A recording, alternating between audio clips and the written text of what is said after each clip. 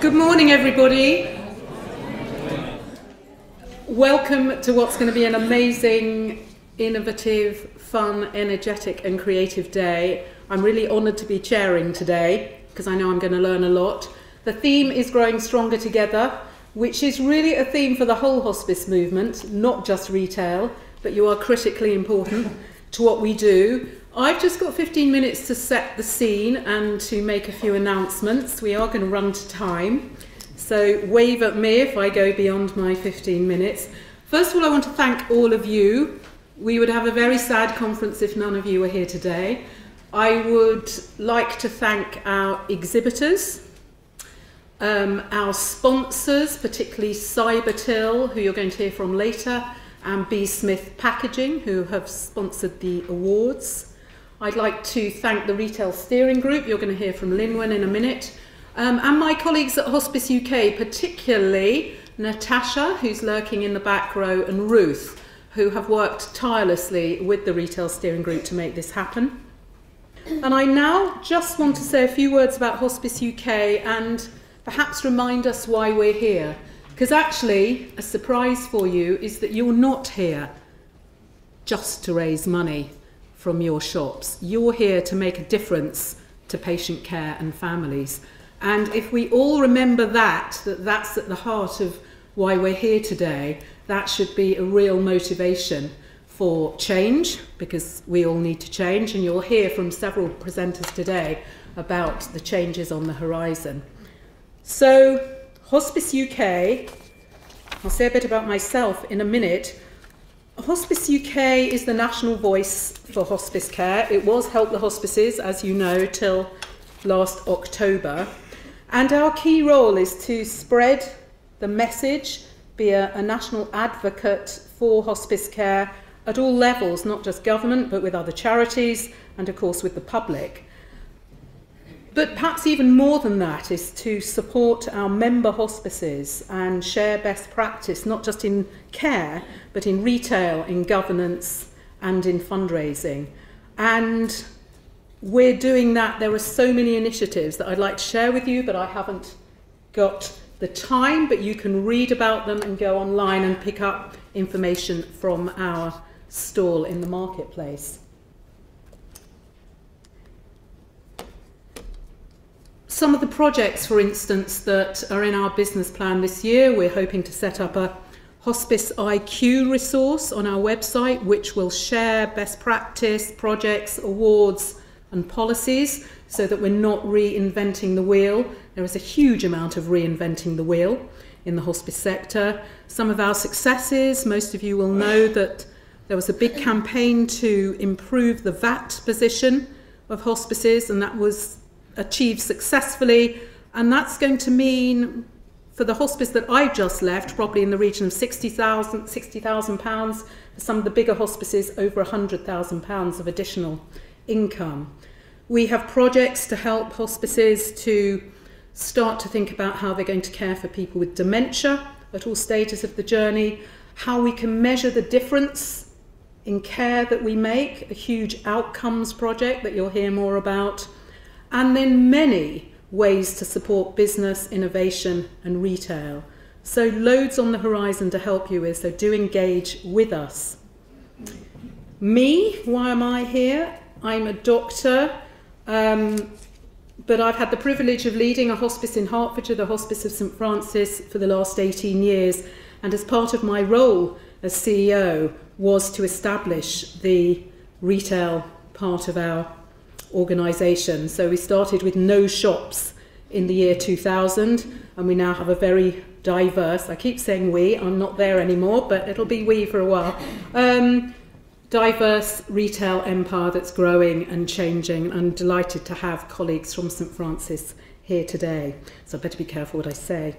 And of course my work was significantly not just about running the organisation, but seeing patients and caring for families. And I often used to wonder why, watching the time, donations of black bags supported care of the dying. It just seems so odd that that's how we were supporting care, black bags full of very strange things. I do remember that I think I spoke at this conference a couple of years ago and we talked about the strangest things that had been donated, and you've all got stories, but at St Francis we've had black bags full of cannabis, vodka, live ammunition, wedding dresses that were meant to be worn at a wedding on the following Saturday, and a blow-up sex doll. That never appeared in the Berkhamsted shop window. But what I've learnt over my time at the hospice was that our retail chain is the window into our community, and our community is more important to us than ever before in terms of supporting care, supporting funding, and they are the people who we need more than ever. So our retail chains are absolutely hand in hand with care. And finally, I just wanted to mention one of the last patients I was involved with at St Francis was Jim, just to give you a flavour of some of the innovation in care that's going on. Jim was 77, had prostate cancer. He came into the hospice for a week. We sorted out his pain. We met his family. He went home. Our hospice handyman put up smoke alarms in his flat because he was getting more muddled and smoking, which was a risk. Our hospice physio visited him at home, showed his niece how to help Jim exercise and keep mobile. Our social worker helped to make an application to Macmillan. I wasn't going to mention Macmillan today. They haven't got any shops yet. Watch this space. A Macmillan grant of £500 helped to buy a new fridge and a new recliner chair without so many burn holes in it. Our IT manager, who's not a clinician, helped to get Jim online so that he could Skype his daughter in Australia. And all through the journey and the future journey, he's still alive, our specialist nurses and doctors will help support the physical part, the medical part of his journey.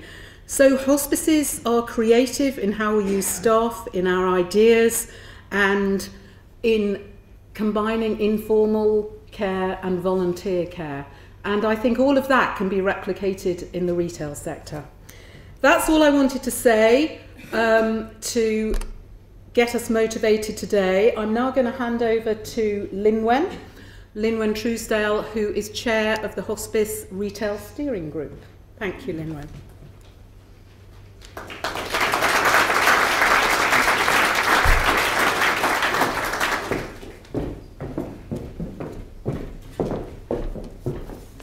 Thank you, Ros. It's been really inspirational, even in the first sort of half an hour this morning, to feel the real vibe from people coming in and the eagerness to actually start talking and sharing best practice. It's great to have a brief opportunity just to touch on the remit of the Retail Steering Group. You'll see on the slide here the key objectives of the group. As time's limited, I'm not going to go through it line by line, but ask you to use the open forum session this afternoon to challenge us on what we're working on, but actually to come up with new initiatives for us to develop. I'd like to take a moment just to introduce the members of the steering group that are here today. So if I could ask them to stand up and give us a wave as I mention their names. Firstly, we've got Graham Richardson from Ashgate Hospice. He's the North East representative. Thank you, Graham. We've got Trevor Johnson, Havens Hospice, who's the South East representative. You can't miss Trevor. And we've got James McDonald, Dorothy House Hospice, who's the South West representative. I'm not sure. One of the aspects that the steering group look at, and it's an important part of our remit that we'd like to develop, are the regional hospice retail groups. They're a great opportunity to network, share ideas, best practice. Generally, we hold 4 a year. They're peer-led and the venues change, as does the chair. So we'd ask you all, if you're not already signed up, come and see us on the Hospice UK stand, or use the open forum session to sign up to it. Lastly, I'd like to introduce the Hospice Retail Data Survey. Hospice UK and the Retail Steering Group have been working together to compile a short survey. At the moment, we know how many charity shops we have in the sector. At the last count, it was over 2,000. What we really want to do is gather more information on our retail activities. Once this is compiled, we will actually be able to put it together in a short fact sheet. It'll show the sheer strength, the power and the depth of the retail sector within the hospice movement. We can use this nationally and locally. The link for the survey will be very prominent today. It'll be at the end of the sessions. It'll also be up during the break.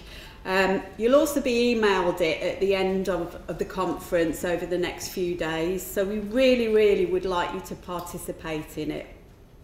The deadline for submission is the 22nd of May, so plenty of time to complete it. So finally, I'd just like to say to you that let's really embrace today. Let's take the opportunity to network, because I know that if we network together, we can grow stronger. Thank you.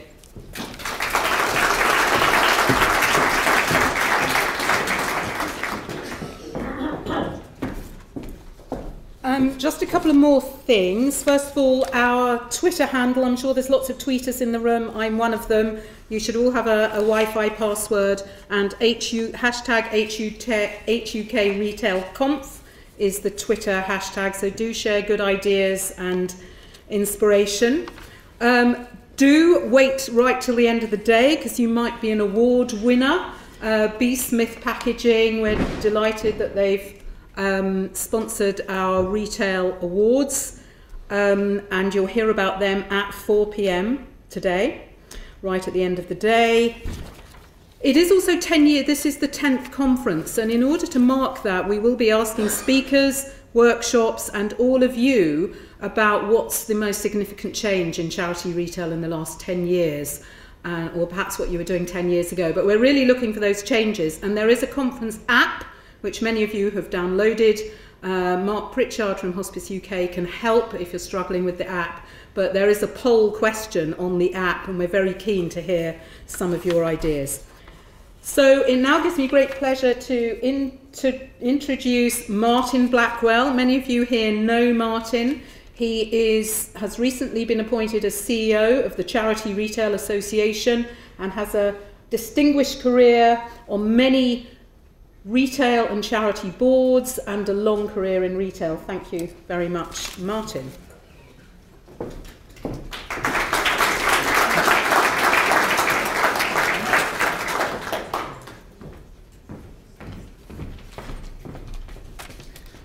Thank you. I'm delighted to be here.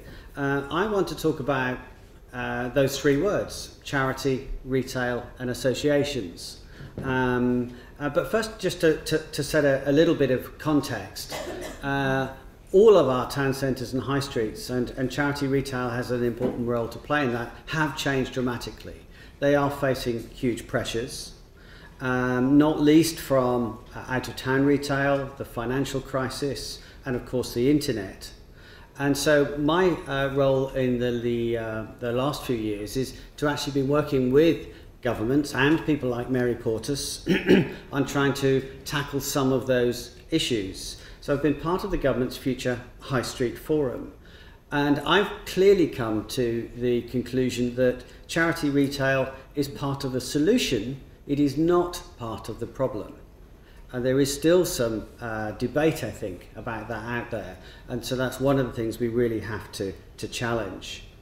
So taking the three words then, charity, retail and associations, in reverse order, the associations bit, I've been privileged to lead 4 associations, membership organisations in the last 15 years. First of all, I set one up from scratch that went on to become a business improvement district. And many of you in the room with stores will be part of local business improvement districts. Most recently, before this post, I was at the Association of Town and City Management, which is the largest place management organisation in the world. But the thing that's common with all these is a membership organisation is there to serve its members. The retail bit, yes, my background is retail. I manage stores for one of the big chains.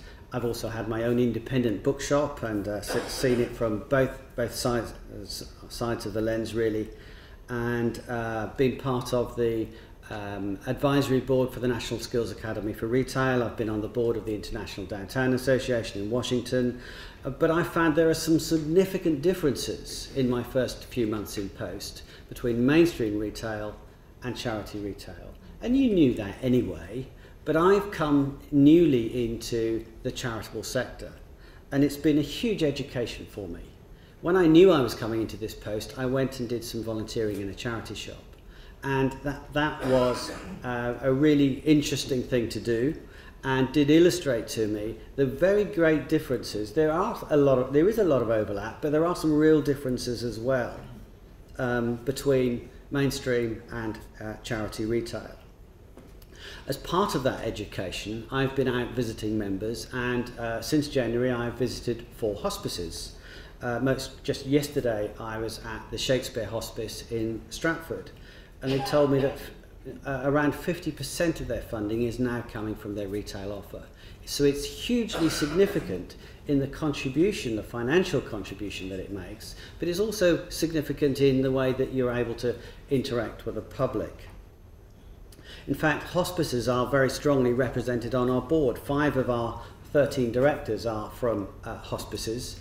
And in fact, half of my board, and my chairman's in the front row, are in the audience today. So when I finish, a polite round of applause would be very nice, please. So how do we, as a membership organisation, support our members? We do it indirectly and directly. So directly, we announced a few weeks ago we were running a course on managing volunteers. That was very quickly oversubscribed. We're going to have to run it again. We're about to announce 2 training courses on all things digital. The first one is around websites and e-commerce. The second one is how do you harness the power of social media to support your cause? One thing I learned from sitting around the table with some big businesses and government ministers, etc., on the Future High Street Forum was there is no way to solve some of the issues that we face without collective action. And so we're about to publish a guide to local partnerships, and we would really urge you all to get engaged with your local partnership, whether it's a business improvement district, a town team, or a town centre partnership of some description, because you've really got something to offer them as well as them giving something back to you. So I think that engagement's important. And the reason I was with the Shakespeare Hospice yesterday, later in the summer, we're going to run a Seeing is Believing visit.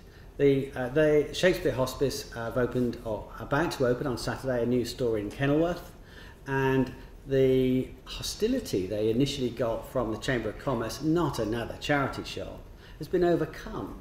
And the way they overcome that, I think, would be interesting and illustrative for all of us.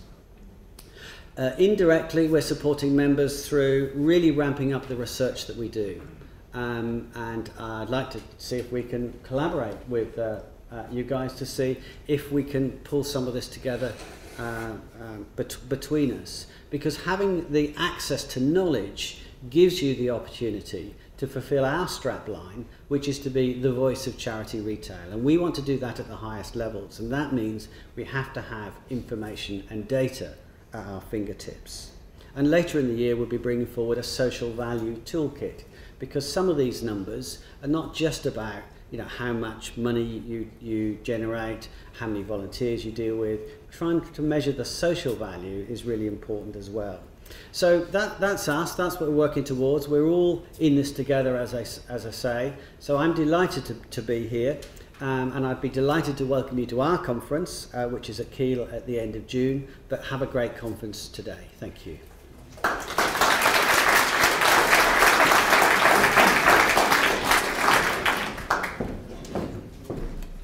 Martin. And now it gives me pleasure to introduce our keynote speaker for the morning, Gerard Cousins, who again, many of you know. Gerard is Acting Executive Director of Marketing at Barnardo's. He's been at Barnardo's 13 years. He tells me that their turnover is now approaching 60 million, which is slightly a bigger scale than most of us in the room. Thank you, Gerard. I'm sure we'll be inspired. Thank you.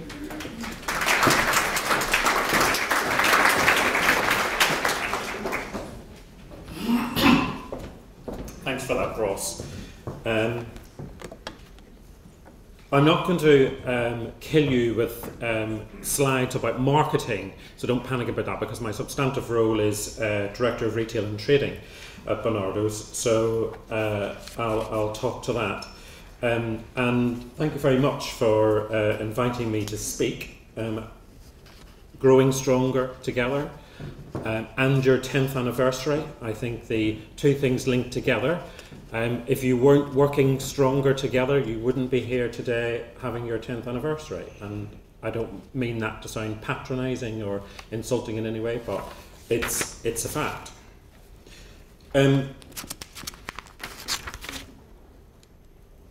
What I thought we could do today is just ask ourselves how successful the past 10 years actually have been. What innovation have we seen? Perhaps touch on what I personally think are some of the challenges in the next 10 years, and then hopefully at the end have time for some questions. But just out of interest, can I have a show of hands for those of us in the room who actually have been in the charity retail sector for 10 years or more? Okay, and if you can just keep your hands up for me. How many people then in the room have been in charity retail sector for 5 years or more? So it's a good sort of 80% of people in the room have been in the sector for at least 5 years. And I think some of the biggest changes we've seen actually haven't necessarily been in the last 10 years, but have certainly been in the last 5 years. And I think as a sector, whether you're a chain of 100 stores or whether you're a hospice with one store or you're just about thinking of having a retail store, things have changed dramatically for us all. But the question, have we had 10 years of success? I think yes, we have. Most definitely have, both directly and indirectly. I think the biggest change, and this is one of the more recent changes we've seen, is in gift aid. Last year, whenever I was looking at the research, gift aid for the sector came in at a total of £40 million. And if we were to think, without scaremongering, but just think what that has done, and if we were to lose that, which I don't think we will actually, that would be a major hole in our income streams today. But working together, we also petitioned HMRC to try and make the administration of gift aid a little bit more simpler.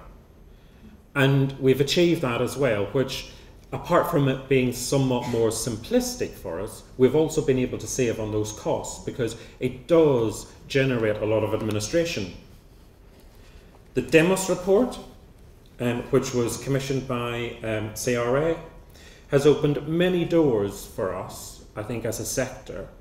I think at a local level, there might be some missed opportunity, but certainly at the more national level, it's opened doors to ministers, to MPs and the such like, and no doubt it will continue to go on. And indeed Martin's referred, I think, a little bit that we want to take some of that more granular detail that came out of that at a local level and start working with it. Now, business rates in Wales, have we got any hospices from Wales? So this will resonate with you quite strongly.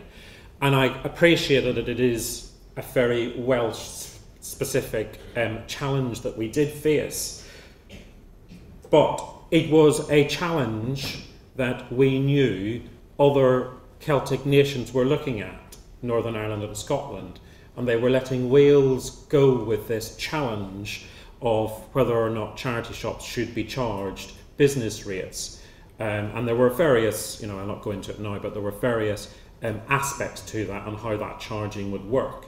But for those of us with stores, whether you were a hospice or a charity organisation, stood strong and tall together in Wales, and for now, touch wood, we've been able to actually defeat what was in the proposals. I don't think it's going to remain silent forever. We all know that the present coalition have committed to a rates and business review, so it may well raise its ugly head again. But that's what, just three things in a very direct way, I think that